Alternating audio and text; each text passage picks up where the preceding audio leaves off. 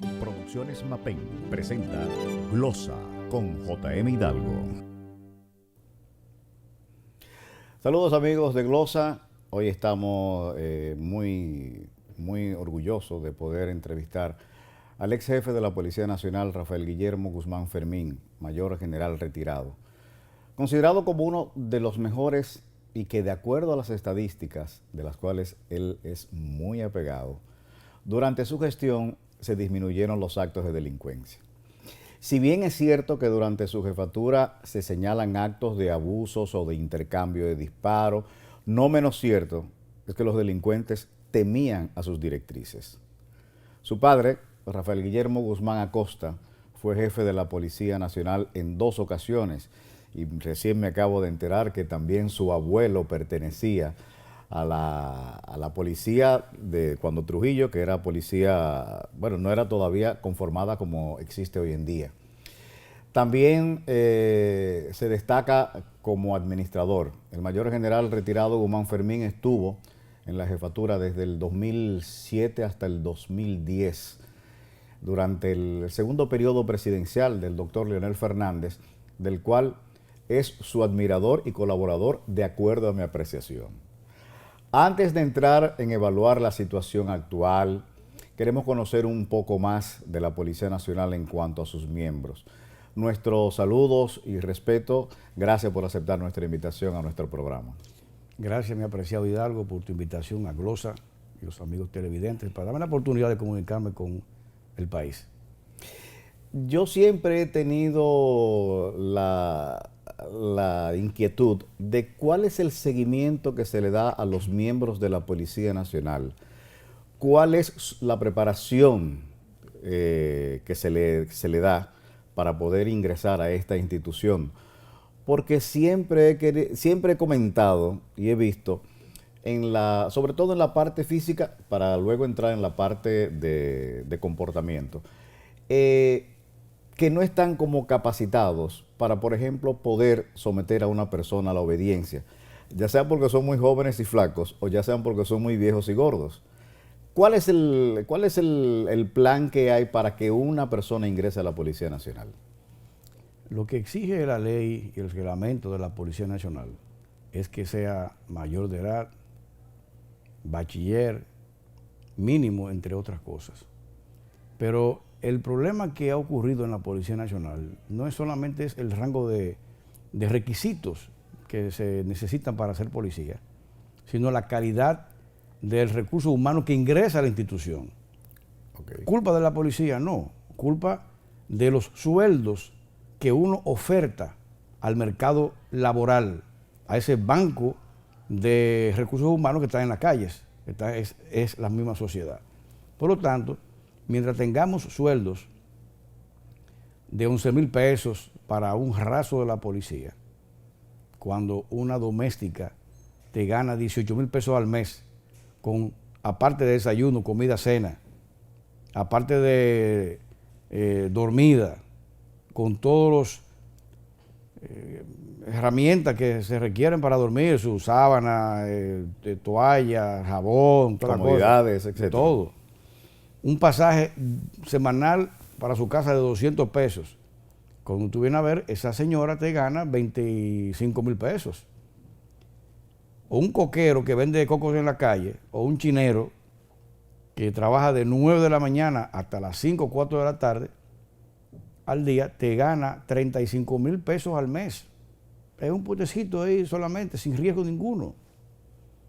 O sea, mientras tengamos policías que ganen, porque se le oferte de parte del Estado 11,000 pesos, no vamos a tener agentes de la Policía Nacional con capacidades más que un coquero, más que una doméstica, que no tiene ningún tipo de referente de desarrollo para hacer un buen trabajo. Pero ese puede ser el incentivo, que no es muy bueno, para ingresar a la policía.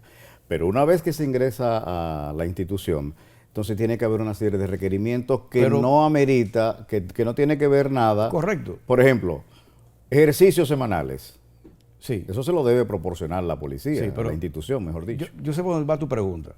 Pero igual, la base, el disco duro, que donde almacena la información esa persona. Es como tú tienes un celular que tiene 12 gigabytes. No es lo mismo que tú vas a tener uno que tenga 64 o 120. Hay mucha información que ese celular lo va a tener, o muchas fotografías o muchos documentos de Word para tú almacenarlo. Un policía que venga de un estrato social sin ningún tipo de preparación básica de una escuela buena, no tiene nada en ese disco duro que pueda retener lo que le enseñan en la escuela de entrenamiento policial. Por lo tanto, puede hacer que el entrenamiento sea bueno, puede hacer que los instrumentos que se le den sean aceptables, pero en el disco duro no se le va a quedar nada. Ahora bien, tampoco el Estado no invierte lo suficiente en la policía para que ese agente de la institución tenga las herramientas necesarias de ley y de reglamento para cumplir con los niveles diferentes de uso de la fuerza. Me explico. Y yo te invito, porque yo me imagino que tú en la década de los 60 y 70 eras un jovencito, sí, pero te recordaba, ¿verdad? Sí, recuerdo. En esa época, los años 60, 70, 80 inclusive, 90 también, el policía cumplía con los reglamentos y era un país muy subdesarrollado. Me refiero, uniforme gris completo, o sea, camisa, pantalón y corbata. Ahora están en chamacos, un chamaco gris, chamaco negro, chamaco dálmata, chamaco camuflado, chamaco que parecen marinos. Tú no sabes ya lo que son. Exacto. Antes no, antes era pantalón gris, camisa gris, corbata negra, un kepi o un gorro, no gorra, porque ahora hay gorras. Exacto. Con sus insignias, sus distintivos, sus galones inclusive, que eran antes era de tela, los galones, tenían su nombre, su placa metálica, su placa de identificación, un pito para llamar a la alerta, su macana y portamacana, su revólver y su portarrevólver, su portatiro y sus tiros, que eran 9 tiros. Tenía una libreta y un lapicero de reglamento. ¿Para qué? Para si acaso necesitaba, bueno, la presencia policial, bien uniformado, ese es el primer nivel de uso de la fuerza, la presencia. Bien lustrado, zapatos o botas bien lustradas. Harto de esos policías, lamentablemente, que parecen pordioseros, chamacos sucios. ¿A partir de cuándo comienza esa degradación, precisamente, en la imagen? Porque ahora cualquiera le tiene miedo que un policía lo pare. Claro. Mientras tanto, en años anteriores había un respeto total, más que a un militar. Yo diría que empieza por los 2000 más o menos a degradarse realmente. Wow. De ahí para acá, por falta de inversión. Y para continuar con la pregunta, si un policía, ya que la presencia digna, respetada de su uniforme, no lo hace, entonces el diálogo. Ahí viene el entrenamiento para controlar conductas. Ya cuando eso no ocurre, bueno, ya vendrá el uso de las manos, el cuerpo a cuerpo. Cuando no puede, usa la macana. Cuando no puede, usa un pito para llamar un refuerzo. Un refuerzo. ¿Verdad? Y si no, entonces ya el último recurso de uso de la fuerza es su arma de fuego. Pero ahí tiene todo. Bueno, tiene también las esposas y el portaesposas. ¿Qué pasa hoy en día? El policía que tiene que comprar su uniforme. ¿Cómo? Sí, la mayoría compra su uniforme. ¿Y para qué está el Ministerio de Interior y Policía? Pero tú verás. Ok. No tiene también el Richard. Sí. O sea, su cinturón con todos los aditamentos. Es como el carpintero o el electricista. Exacto. Que tiene su cinturón, ahí tiene alicates, diferentes tipos de alicates, diferentes tipos de destornilladores, tiene cinta adhesiva, tiene un catete. Que mucha gente se pregunta que para qué son tantos hoyitos. Sí. Y es precisamente para poder agregar todos esos elementos. Claro, tiene un gorro, tiene unos lentes de protección, o sea, tiene todo. Tiene guantes, ¿entiendes? Tiene unos zapatos con clavos, de suerte que le dan los instrumentos necesarios para hacer un buen servicio. La policía se le exige mucho, al policía se le exige mucho. Se le exige un trabajo de primera cuando se le paga de tercera. usted no puede pretender viajar en primera clase o tener las atenciones de primera clase cuando usted paga una clase económica. Por lo tanto, la policía que tiene la República Dominicana no es la policía que quiere ni demanda, es la que paga. Pero aún insisto, ya usted ingresó a la policía, sabe lo que va a ganar, sí, sabe lo que se está arriesgando, sabe todo eso. ¿Cuál entrenamiento, una vez usted ingresa, lo ponen? Porque es que yo no veo que hay una continuidad en cuanto a las informaciones, como debe de comportarse un policía, que tú dirás, bueno, quizás muchos no lo dijeran mentalmente, sí, pero en la parte física, me voy a la parte física, ¿cómo es posible que aquí la policía no pueda someter a una persona a la obediencia que no sea con un disparo? Es lo que le estoy diciendo. Pero vamos a ejercitarlo, vamos a ponerlo en un gimnasio. Volvemos a lo mismo. Bueno, con eso, con los gimnasios, yo recuerdo... defensa personal. En la jefatura del general Candelier, y yo era coronel en esa época, volvieron de nuevo los ejercicios constantes a los policías para tenerlo en condición física para esto. Los reentrenamientos también en el uso de la fuerza y el cuerpo a cuerpo. Pero como pasa siempre en el Estado, y la policía no es una excepción, no se le da continuidad a los programas de entrenamiento como debiera. Y ahorita lo vamos a hablar en el tema de la reforma. Exacto. Que ha habido falta de continuidad de Estado en ella. De manera que es un buen punto, porque fíjate bien, mira qué interesante, en los disparos. El entrenamiento del policía, en la época que yo fui policía, que estaba en la escuela de Atillo, San Cristóbal, curso de oficiales, le daban 50 tiros, cápsulas, ya para uno graduarse de tiro, en el polígono de tiro, 50. Y bueno, si no acertaba tantos tiros en la diana, ya pasaba a ser un tiro estático, no un tiro dinámico, porque la policía es tiro dinámico en la calle, tiro estático. Hoy en día le dan 5.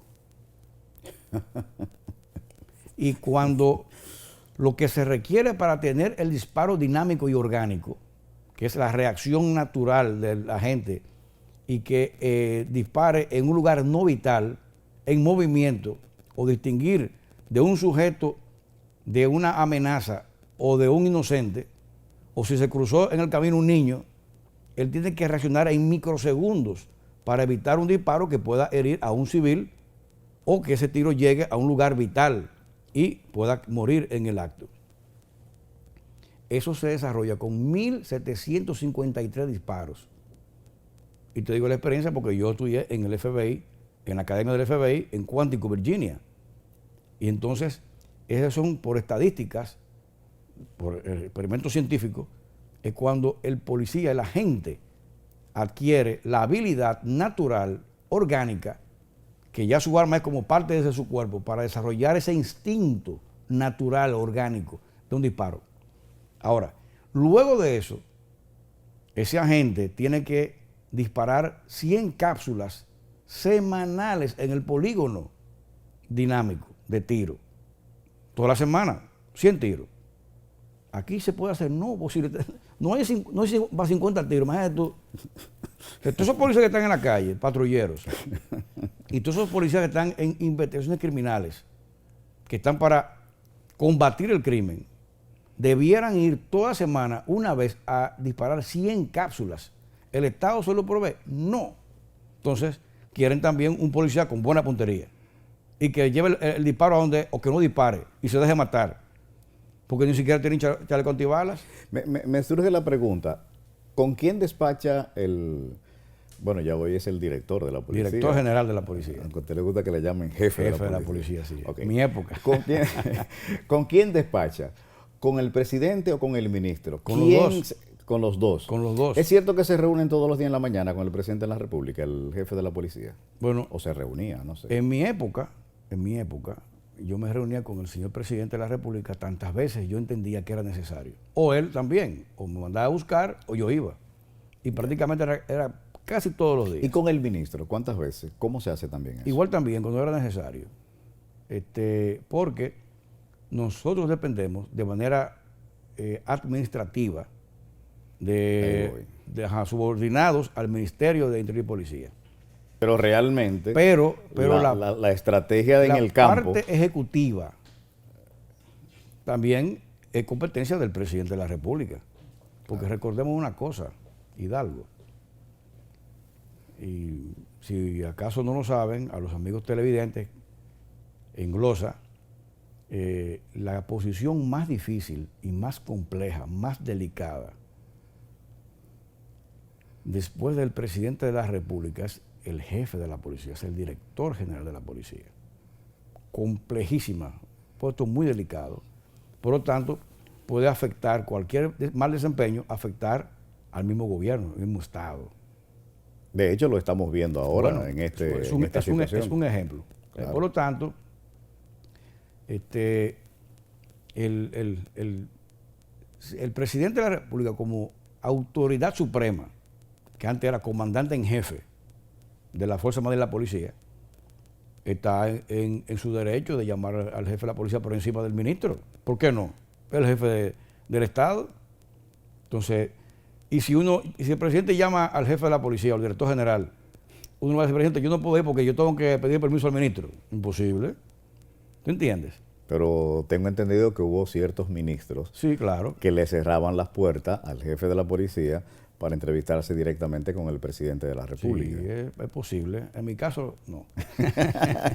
¿Es suficiente la membresía de la policía para la República Dominicana? Yo creo que es suficiente y, bueno, inclusive yo voy más lejos. Pudiera ser menos, pero con mayor equipamiento, mayor tecnología. Es igual que cuando tú tienes una empresa que tiene 2.000 empleados, si tú la mecanizas, pones computadoras, pones robots, ya tú puedes ir sacando empleados y que la parte mecánica, tecnológica, cubra esa parte. Por lo tanto, en los Estados Unidos, cuando empezó a tecnificarse bien, antes en los patrulleros de los Estados Unidos eran 2 y 3 miembros y 4 miembros de un patrullero. Ahora, un vehículo con un patrullero hace su labor, uno solo. Sí, no, yo lo entiendo. ¿Por qué? Porque tiene su computadora. Claro, en vez del pito, pues un radio, claro, comunicación. Claro. Estamos de y ahora sus cámaras. Pero ¿cuánto es científicamente la proporción de habitantes por agentes? Eso son preguntas de los teóricos. Sí. Eso que como tú me hablas así, esos son los teóricos de escritorio que creen en eso. Porque eso es muy... O sea, esa cuantía es muy distinta en cada país. Me explico. Si en los Estados Unidos se requiere, ponte tú, 100 policías por cada tantos habitantes, para poner un ejemplo. Sí, sí. Eso en Estados Unidos. Porque la gente es educada, tiene formación, tiene educación, tiene tecnología, tiene equipamiento. Por lo tanto, requieren menos policías para hacer un servicio eficiente a la sociedad. Que la gente le tiene respeto, hasta temor le tiene a la ley. Si tú vas a Uganda,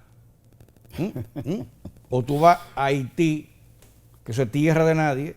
De eso vamos a hablar. ¿Entiendes? Entonces ahí vamos a tener, que tener 700 policías para tener una media de servicio regular, por lo menos. Porque no tiene equipamiento, la gente no obedece a la policía, no hay educación, ¿tú entiendes? Son violentísimos, no respetan a nadie y es un país de anarquía. Por lo tanto, eso depende de la cifra, no es matemático que en Estados Unidos tienen tanto por habitante, aquí tenemos más de eso. No, todo va a depender del grado de preparación, del grado de tecnificación, del rango de grado de tecnología que tengan.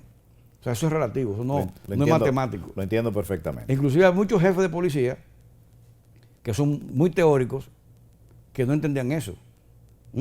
Los que saben de policía, excúsame, por esta parte, tienen una visión distinta. Bueno, vamos a hacer nuestra primera pausa con nuestra presentación, nuestro invitado, el mayor general retirado Rafael Guillermo Guzmán Fermín, en glosa.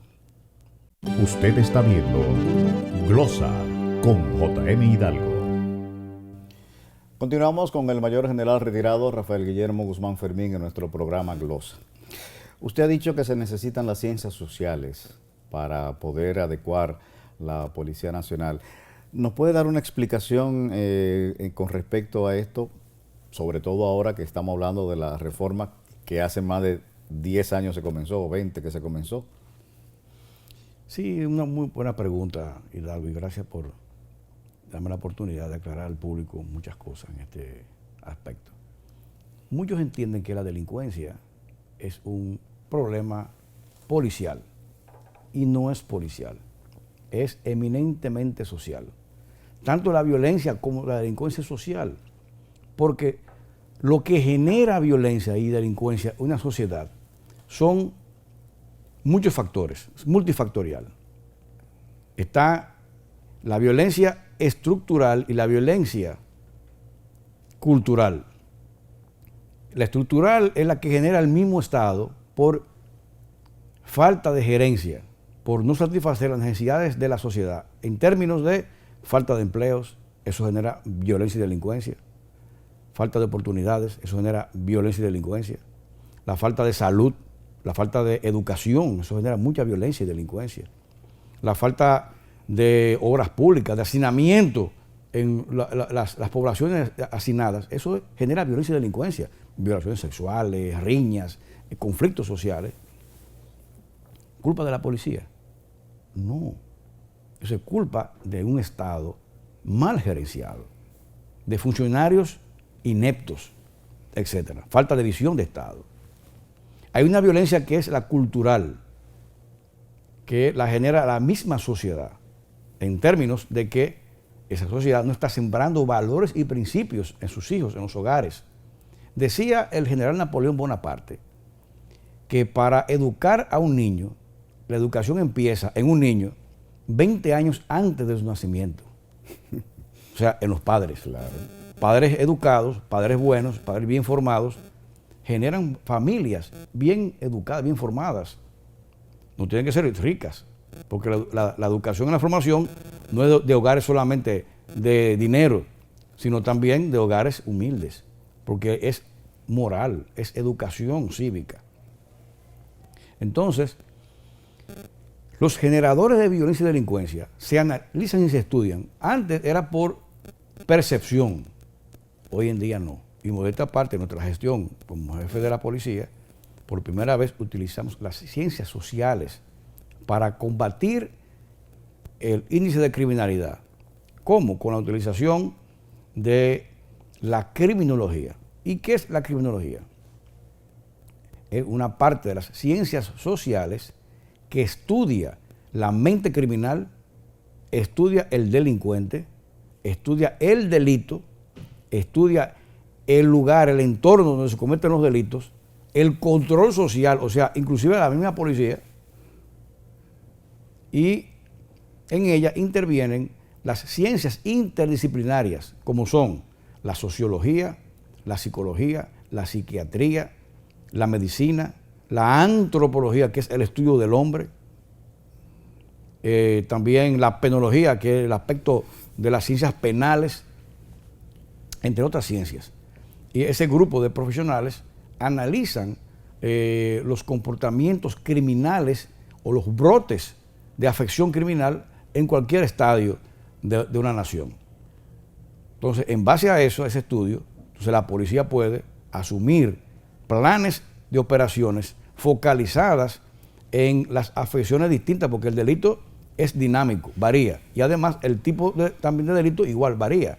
En un área hay muchos robos de vehículos, en otra área hay muchos homicidios, en otra hay feminicidios, en otra hay muchos robos de viviendas con escalamiento, etcétera.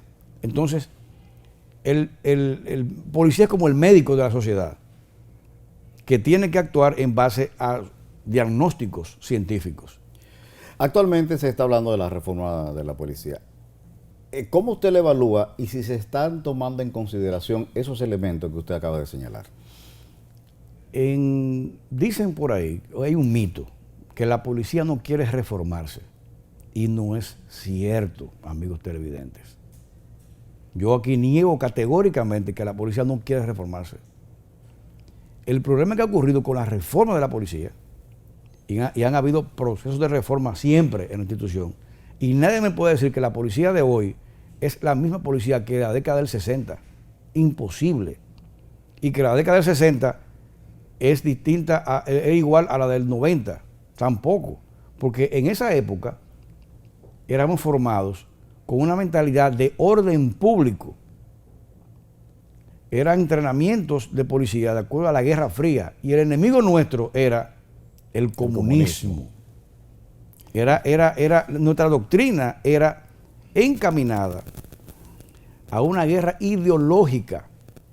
Yo recuerdo cuando era teniente, en los cuarteles aparecían letreros que decían, sí, soldado, el comunismo es tu peor enemigo.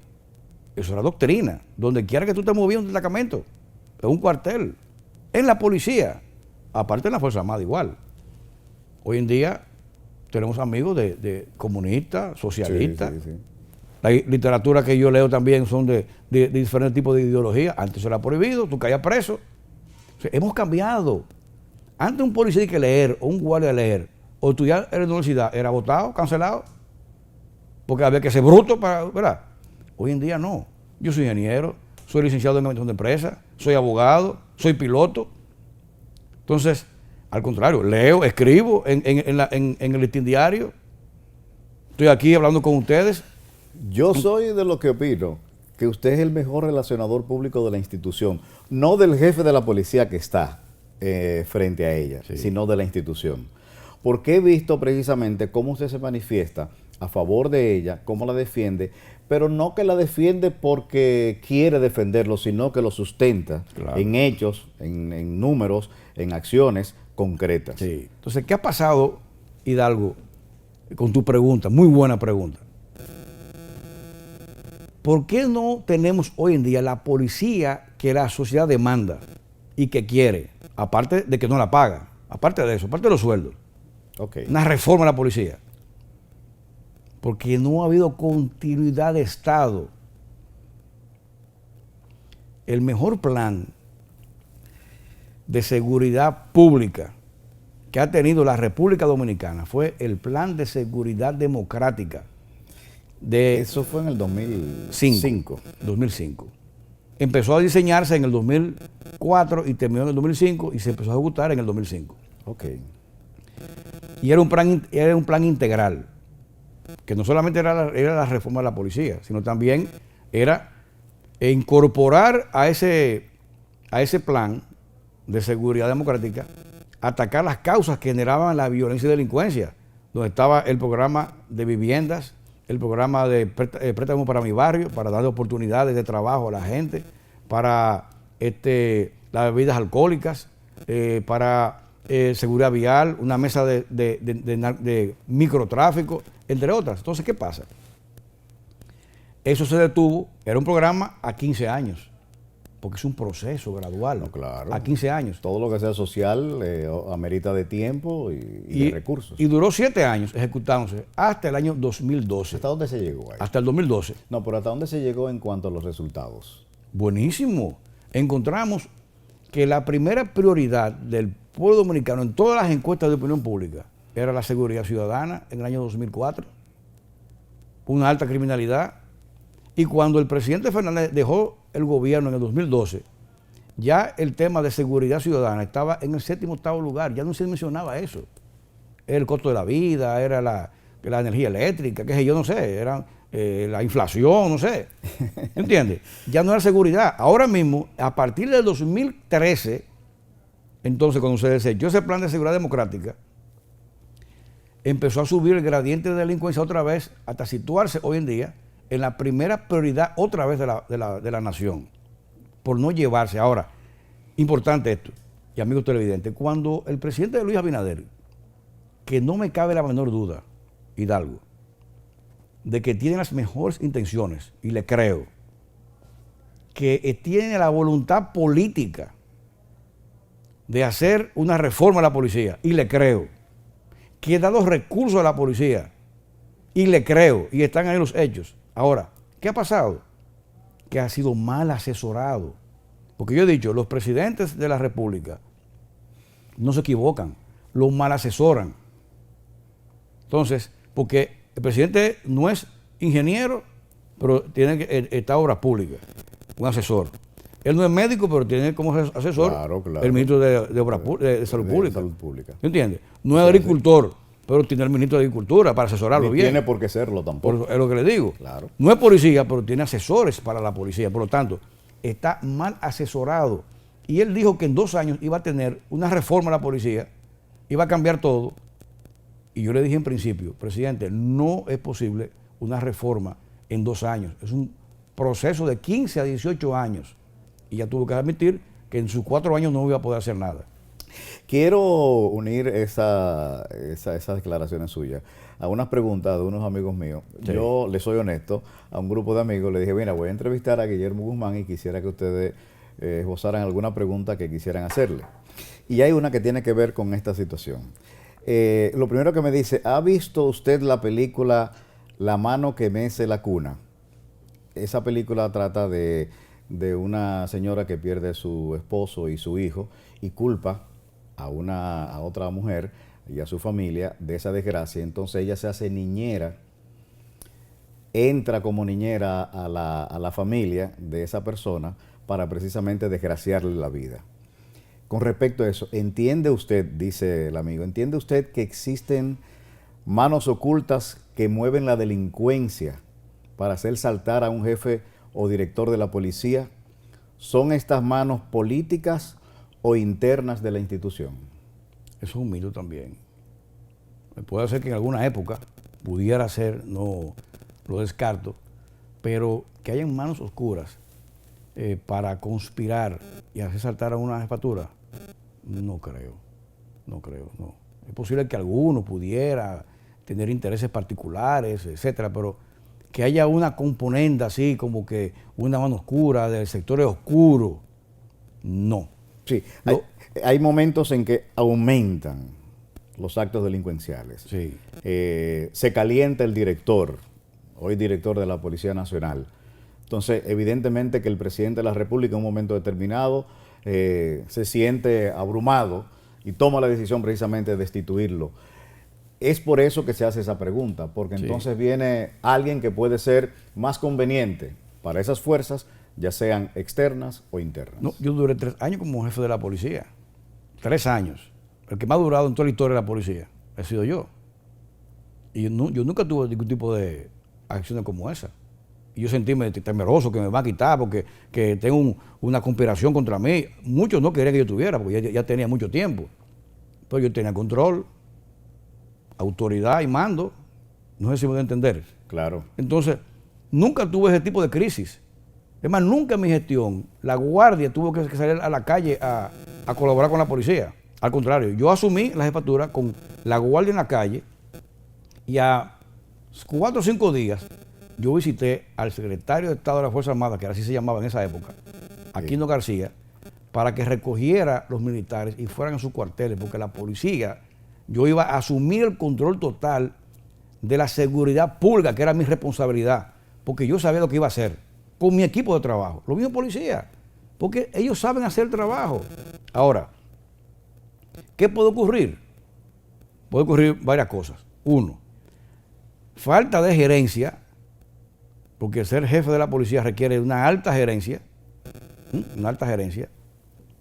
falta de control a lo interno e institucional, en la disciplina organizacional, y también puede ocurrir que le tengan las manos atadas por la intervención de políticos a lo interno de la policía que no saben, puedo decir, un carajo de policía.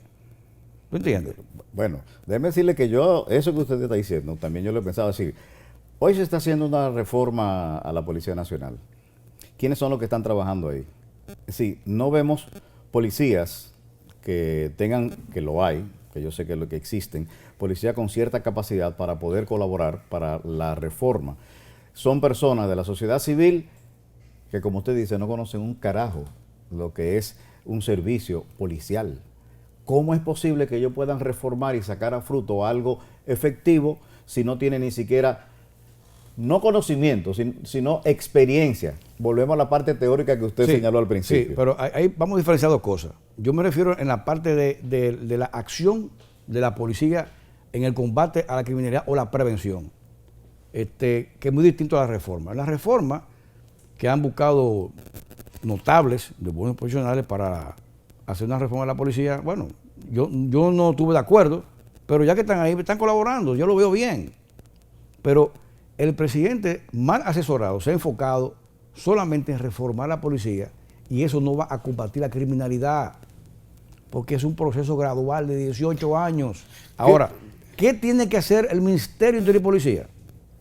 Porque no es la reforma, no es la policía, es el Ministerio de Interior, que es el responsable del diseño de las políticas públicas de prevención.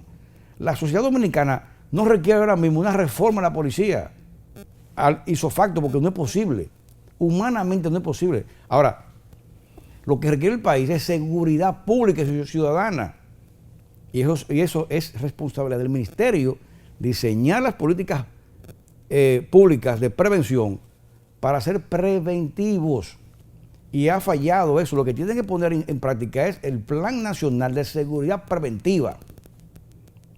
Que debe de hacerse en conjunto con los demás ministerios. Educación, cultura, deporte, lo que acabo de decir agricultura, ahorita, todos tienen que estar íntegros. Exacto, entonces. Si no hay un plan así. Pero aparte de eso, los fiscales, los jueces y el sistema penitenciario. O sea, que es lo que es el sistema de justicia. Tiene que estar bien coordinado, bien estructurado, de suerte que entiendan lo que es una misión fundamental, porque el Estado tiene que combatir el delito y el crimen, y sobre todo prevenirlo. ¿Y cómo tú lo prevés? De la siguiente manera: en todo delito, Hidalgo, hay 3 elementos que son denominador común, que siempre están en todo delito, en todo. 3 fundamentales. 1, la víctima, que sufre la agresión directa. El victimario, que es el que hace la agresión, el robo o asesina, y tal entorno, el lugar donde se efectúa. Si el Estado interviene uno de esos 3, que sea uno, ya usted está previendo o reduciendo el rango de oportunidad que se cometan los delitos. Me explico. Utilizando tecnología, y ahí vamos al equipamiento de tecnología, el mapeo delictual del delito. Ubicación de todos los puntos. Que ocurre y qué ocurre. Y la hora que ocurre, las edades de las personas, los sexos de las personas, para tú determinar qué está ocurriendo y los focos de infección. Entonces, bueno, aquí en esta zona me está dando muchos delitos de robo o de atracos o de violaciones sexuales también. Qué extraño. En esta zona. Y el mapa me está indicando esto. Envío mis equipos de criminología a estudiarme las causas que me está generando eso. Y sabemos que el rango la mayoría son niñas, son mujeres. Pero los edades son jovencitas de 17 años a los 24 años. En esta calle, o en estas 2 calles, entre lunes y viernes, sábado y domingo no, qué raro. Yo estoy buscando, o sea, estudiando por el mapeo. Aquí hay un liceo, ahí mismo, hay una escuela, hay planteles de mecanografía, qué sé yo. Y generalmente es entre las 6 de la tarde y las 9 de la noche, o 5 de la tarde. Entonces, bueno, ya tenemos un rango de un panorama ya completo. Estudiamos eso. Y me dicen que, bueno, las calles están mal asfaltadas, no hay energía eléctrica ya en la noche, hay muchos matorrales, entonces en esa zona donde más se presta para hacer asaltos, atracos y también violaciones sexuales. Entonces, obra pública, ven, quiero que me asfalten la calle. Perfecto. Ayuntamiento, pódame todas esas matas que están ahí, árboles y solares que están baldíos. CDE, instáleme la luminaria. Esas solicitudes las debe hacer el jefe de la policía o el ministro de Interior y Policía. Vamos a decir ahorita que la violencia estructural, eso genera violencia y delincuencia, porque es una falta del Estado de no hacer lo que tiene que hacer, ¿verdad? pero al fin y al cabo eso lo paga la policía. O sea, la policía, de manera preventiva, que ya sabe que ha ocurrido eso, es el canal idóneo para que las instituciones del Estado, que por su negligencia, por su dejadez, por su ineficiencia, no hacen el trabajo, tienen el deber de hacer esto para evitar en el futuro actos delictivos o violencia o huelgas o de todo. Entonces, ya cuando eso está, después se va a la escuela, al liceo, a esos planteles escolares que están ahí. La policía le dice, mire, señores, mientras tanto, la mayoría de los asaltos, atracos en esta zona, queremos una reunión con el director y con los padres de la escuela.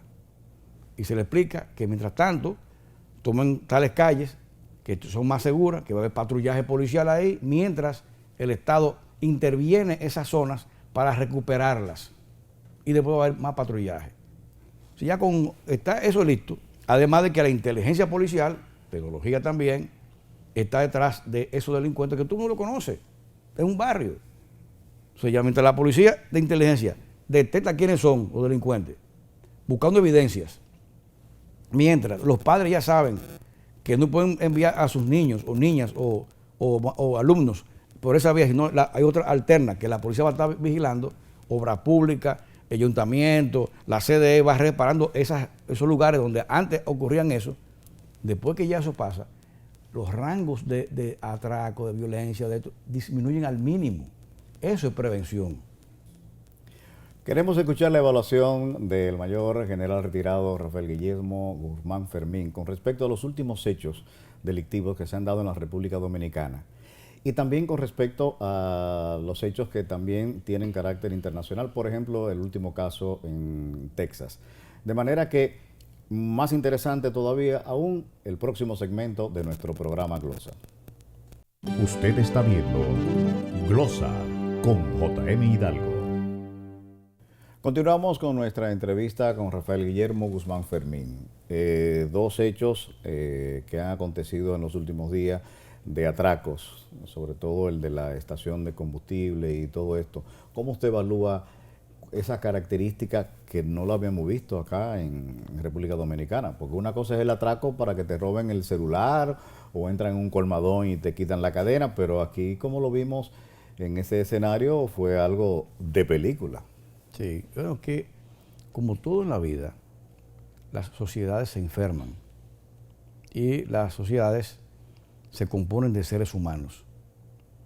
Y los seres humanos, cuando tienen, igual que las células en el cuerpo, la gripe, por ejemplo, cuando usted trata una gripe o la deja pasar y no le da medicamentos, antibióticos, lo que necesite, ¿verdad? Esa gripe puede transformarse en neumonía, después en pulmonía, y si sigue así, hasta la muerte. Entonces, la delincuencia se va sofisticando con el tiempo, va transmutándose. Y entonces, si la policía no actúa a tiempo y no se pone al nivel y supera los niveles de tecnificación que tengan los delincuentes, va a fracasar en el combate de la delincuencia. Por lo tanto, es un hecho que tiene que ser muy analizado y estudiado por la Policía Nacional, y sobre todo el Ministerio de Interior y Policía, como responsable del diseño de políticas de prevención, estudiar eso bien a fondo, porque ahí se veía una sincronización importante, ahí se veía un nivel de desplazamiento de comando peligroso, utilización de chaleco antibalas, de pasamontañas, de lentes, de vestimenta de negro, de guantes de látex para no dejar huellas dactilares, o sea, toda una serie de además un armamento muy sofisticado. ¿Pudiesen ser exmilitares? No descarto, pero de que es una organización criminal, o sea, de que se debe catalogar de crimen organizado, claro que sí, porque no tengo datos de la investigación, pero yo presumo, por mi poca experiencia que pueda tener de investigativa, de que para asaltar ese lugar tenía que tener información dentro de esa envasadora de gas. Sí, porque pasaron un lapso de 3 horas más o menos entre el momento que llegaron al momento que llegó el camión y después el momento que debieron tener información dentro o del camión de valores o de la envasadora de gas. Uno de los dos, o los dos. Ese uno. En segundo lugar, solamente ahí se ve una camioneta, ¿verdad? Que se estacionó afuera. Yo tengo la sospecha, yo presumo, que por el grado de planificación, porque hubo planificación, porque uno dijo que tenía hasta un reloj, y eso era para tomar el tiempo.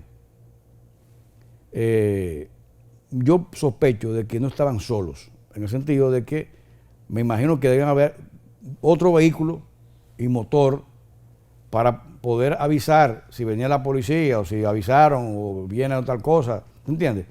Y darle protección también cuando salieran con esa cantidad de dinero. De suerte que yo creo que deben haber más involucrados y más vehículos en eso. Y por otro lado, fue una acción sincronizada que necesariamente tiene que haber una cabeza intelectual para dirigir, planificar y ejecutar eso de manera tan, yo diría, casi milimétrica. Sí. Y ver, obviamente, muchas películas, yo imagino, porque eso fue de película, en verdad. Porque no le importó a ellos que fuera de día. No le importó que cámara estaba viendo. Y que cámara filmando. Sí. Nada, no le importó nada.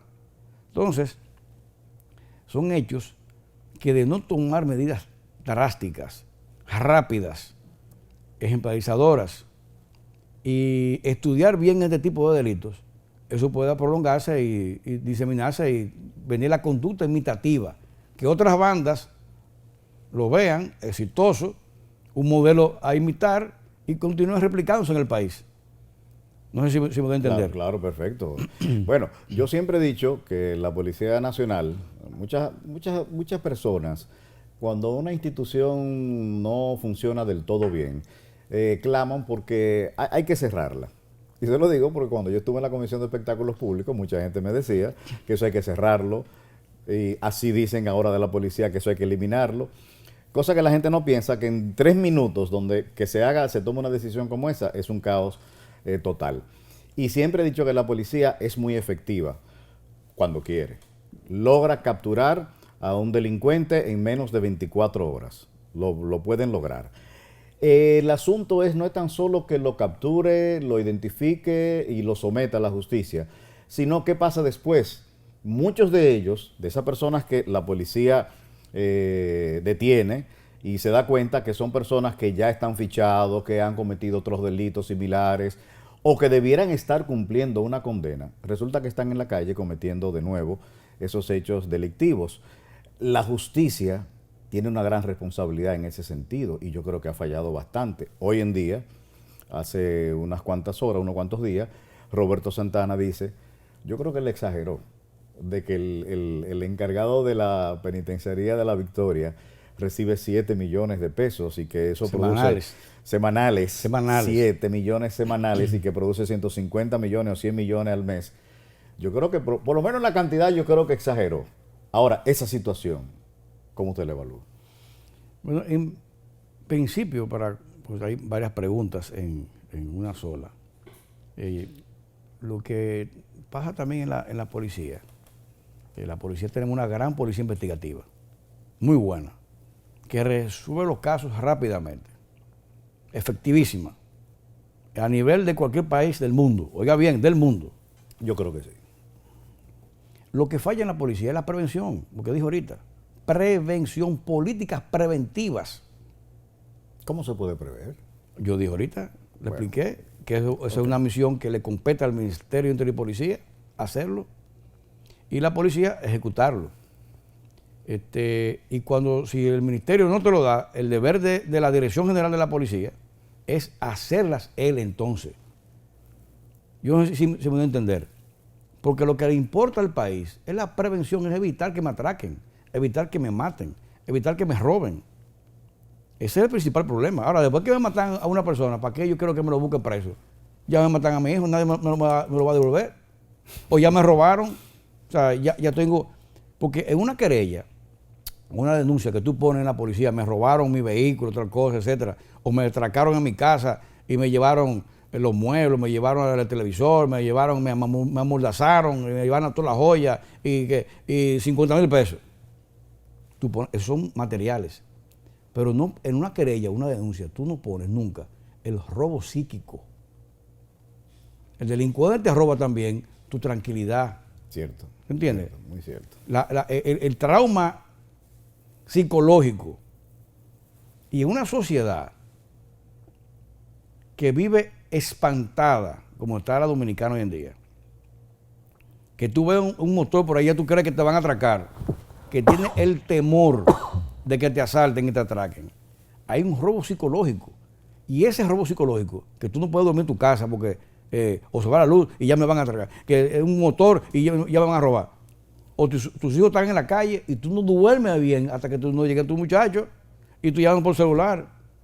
Y entonces tú, llegan a las 2 de la mañana tus hijos, gracias a Dios, pero yo tengo que levantarte a las 5 de la mañana a trabajar. Claro. Entonces, eso va disminuyendo la calidad de vida y por lo tanto el rango de eficiencia en tu trabajo. O sea, eso afecta a la producción de la mano de obra dominicana. Yo sí voy a entender. O sea, que no es tan simple el asunto. A uno lo atracan. Ahora, el que sabe de esto, y uno se queda con eso en la cabeza. entonces el jefe, el director general de la policía y sobre todo el ministro de Interior y Policía tiene que tener esa capacidad que no la tienen porque no saben de eso. Yo no sé si me voy a entender. Esa afirmación, ¿podemos aplicársela a las actuales autoridades? ¿Al actual jefe de la policía, al actual ministro? No, yo entiendo que el director general de la policía sabe lo que hay muchas manos a lo interno de la policía que no lo dejan actuar. Si ya lo dejaran actuar, la situación fuera diferente. Usted una vez mencionó la parte política. Claro. Y no lo digo yo. Vayan al informe de Naciones Unidas que se ordenó en principio de gobierno para la reforma, y uno de los informes de Naciones Unidas decía que había una alta injerencia política en la Policía Nacional. Ok, rápidamente, con respecto a la declaración de Roberto Santana.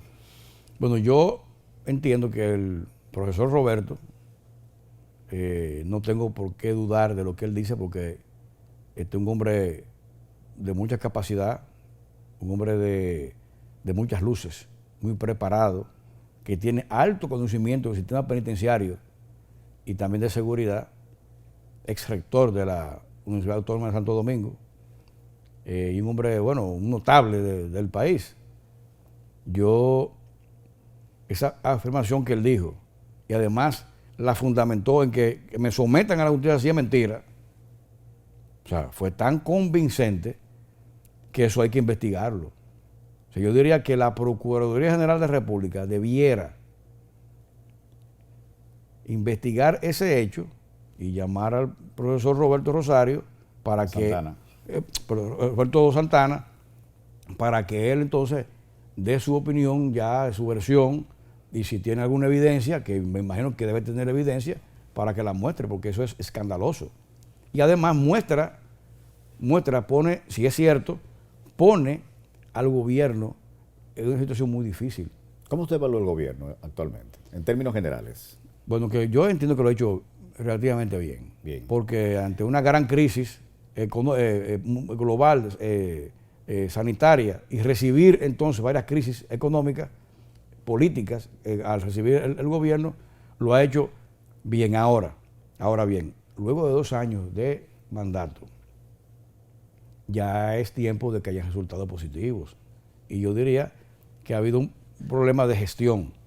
El presidente es muy trabajador, él muy activo, pero sus ministros no están a la altura del presidente de la República. No llevan el ritmo, no tiene la velocidad. Él sí, pero lo otro no. El presidente de la República, su valoración con respecto a las próximas elecciones en el 2024, porque sabemos que está inmerso dentro de la política ya una vez dejada la jefatura de la Policía Nacional. Estoy en la política porque acompañé al presidente Fernández en su lucha del respeto a la Constitución de la República, cuando el gobierno pasado, el presidente pasado, quiso vulnerar otra vez la Constitución para perpetuarse en el poder. Obviamente se vio amenazada la libertad y la democracia. Y nosotros, como duramos 30 años en la policía, defendiendo la Constitución de la República, sabemos que su valor, entendemos que es la carta sustantiva más importante del país y la plataforma de todas las leyes de la nación, decidimos también defenderla. Y también Abinader la defendió, se unió a esas masas que reclamaban el respeto a la Constitución. Yo veo las elecciones de 2024, que el presidente de la República va a ser Leonel Fernández, indiscutiblemente, porque hay una leomanía hoy en día. El partido de la Fuerza del Pueblo es el partido de mayor crecimiento vertiginoso que tiene el país en estos momentos. Y en poco tiempo que participó en las elecciones, apenas 6 meses de fundado, logró un más de un 25% de votos, logró tener senadores, diputados, regidores, síndicos, lo que nunca había ocurrido en ningún partido. Y yo hago muy importante, para terminar de tu pregunta, a mí me gusta hablar con argumentos y con pruebas. Por eso me encanta. ¿Por qué yo digo que el presidente Fernández va a ser el próximo presidente de la República? Porque hoy en día vivimos 5 tipos de crisis en el país, hoy en día, simultáneamente en el espacio. Es como 5 ciclones que están girando, devastando la República Dominicana. Hay una crisis política actualmente, hay una crisis de credibilidad institucional, heredada del pasado gobierno, pero existe. Exacto. Y se ha agudizado ahora mismo, porque han cambiado todo el mundo y nadie sabe trabajar y hay un desorden que hay en las oficinas públicas. Hay una crisis de seguridad pública, no hay que decirlo ya. Evidente. Eso no hay que decirlo. Claro. Hay una crisis sanitaria Que persiste.